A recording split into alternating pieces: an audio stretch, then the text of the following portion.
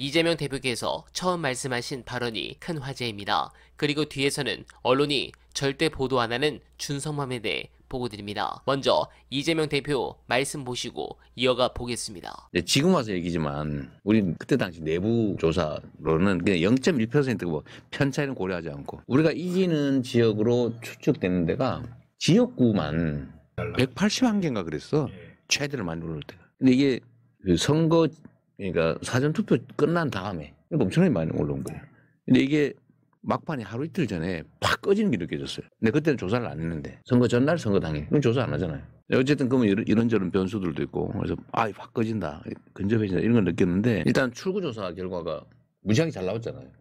근데 그러고 첫 번째 든 생각이 막 와 이렇게 하는데 이거 떨어질 거 알고 선거에 나간 사람들이 최소 100명 이상이야. 그 사람들 생각이 난 거예요. 뭐 그게 하나고 두 번째는 아까 그런 현실적인 이유.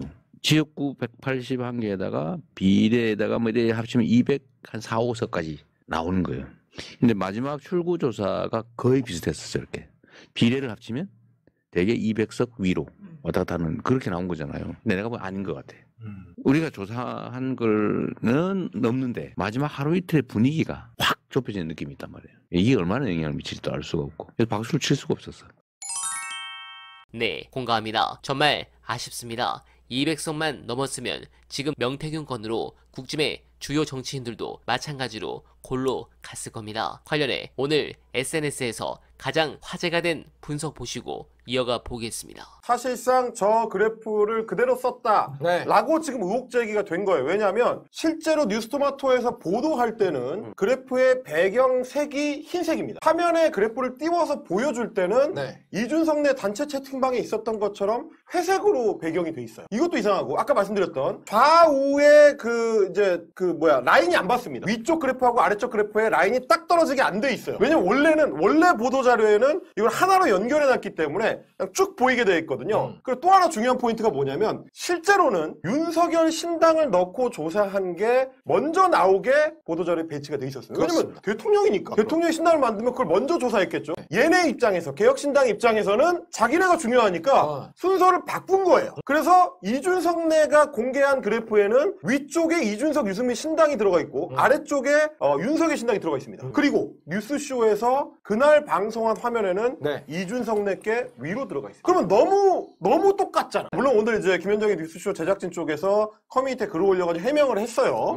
자, 이게 이제 자기네가 편집한 거다 라고 이야기를 했는데 편집을 어느 정도 했는지가 중요할 것 같아요. 제가 봤을 때는. 왜냐하면 이준석 내가 처음에 만들었을 때는 위쪽 그래프가 있고 아래쪽 그래프가 있고 두 개 사이에 흰색 좀 공백이 있습니다. 있죠. 근데 김현정의 뉴스쇼에서 그래프를 올릴 때는 그 흰색 공백 없이 두 개가 회색 공간이 붙어 있는 걸로 나와요. 그럼 그것만 잘랐어도 편집은 편집이거든. 그러면 진짜 그걸 자기네가 만들었느냐 이 여부예요. 그러니까 제가 궁금한 건 뭐냐면 내가 제작진이라면 급하게 아침에 발표된 뉴스토마토의 여론조사를 인용하고 싶었을 때 굳이 순서를 바꿔서 올렸을까? 그리고 이제 오늘 얘기 나온 걸로 봤을 때는 이거는 상당히 깊이 있게 김현정의 뉴스쇼 제작진 내지는 뭐 앵커와 평소에 교류가 있었던 걸로 보입니다. 그렇지 않고서는 돌려라 한다고 이렇게 얘기해서 곧바로 실시간으로 적용됐다는 의심을 받을 만한 타임라인이 나오지 않습니다. 그리고 받아주는 것도 그런데 지들끼리 대화를 할 때도 맥락상으로는 이런 게 한두 번이 아닌 것 같은 거야. 그런 부분까지 종합적으로 봤을 때 이게 그냥 넘어갈 수 있는 문제일까라는 의심은 돼요.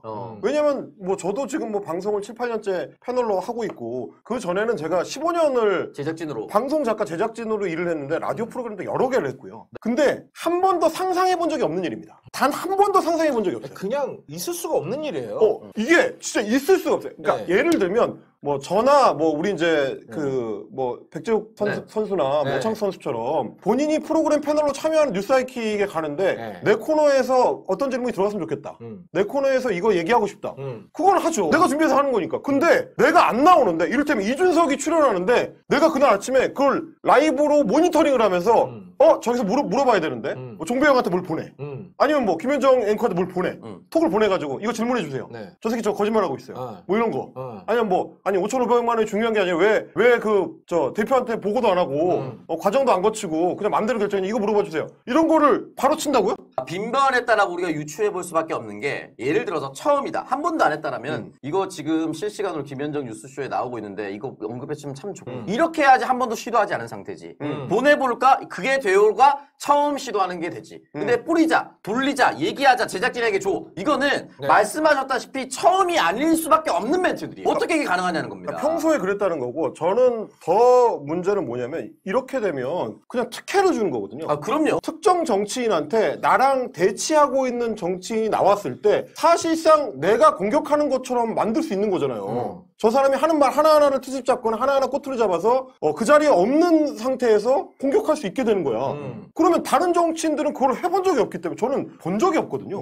그런 거를 하는 정치인이 있다는 걸 본 적이 없어. 내가 진짜 방송 제작진도 일을 많이 했지만 나랑 대치하고 있는 정치인이 나온다고 해가지고 그 질문 내용을 유추해서 이거 물어봐 주세요라고 요청한다? 그게 방송에 그대로 나온다? 그게 가능해? 저는 놀라운 게 뭐냐면 다른 정치인들은 애초에 그런 생각 자체를 하지 않아요. 나랑 대치하는 정치인이 나오면 나도 출연하겠다라든지 그렇지. 다음날 내가 나가겠다라든지 그렇지. 뭐 아니면 나에 대해서 뭔가 비토하는 얘기를 했으면 그걸 가지고 항의를 한다든지 나중에 사후에 그럴 수는 있어도 실시간으로 나의 반박을 집어넣어서 지금 앵커가 질문을 해달라. 이거는 일반적인 정치인들은 상상을 안 해요. 왜냐면 이거는 완전한 특혜고 불공정이고 시청자를 속이는 거잖아. 안 하는 생각인데 이준석은 심지어 그걸 생각을 했고 지금 대화의 정황으로 봤을 때는 여러 프로그램에 항상 해왔다. 네, 공감합니다. 이준석이 입을 계속 닫고 있는데 정말 후한무치합니다. 그러면서 뒤로는 국힘과 합당을 준비하고 있습니다. 그러나 걱정하지 않는 것이 권영세의 발언을 보면서 저는 1도 화가 나지 않았고 오히려 웃었습니다. 사실 가장 중요한 것은 윤석열 파면 선고 뒤 안정적인 정권교체인데 저 발언을 보니 대선을 지휘할 국짐의 비대위원장이 제정신이 아닌 게 너무 다행입니다. 냉정하게 권영세는 이전까지 국민의힘 안에서 상대적으로 합리적이라는 평을 받아왔던 인물입니다. 그런 권영세가 지금 이런 주장을 펴는 이유를 모르지 않습니다. 그러나 극우 세력 결집에 정당이 편승하려는 건 소탐대실이자 바로 앞만 보는 것입니다. 즉 윤석열 하나 때문에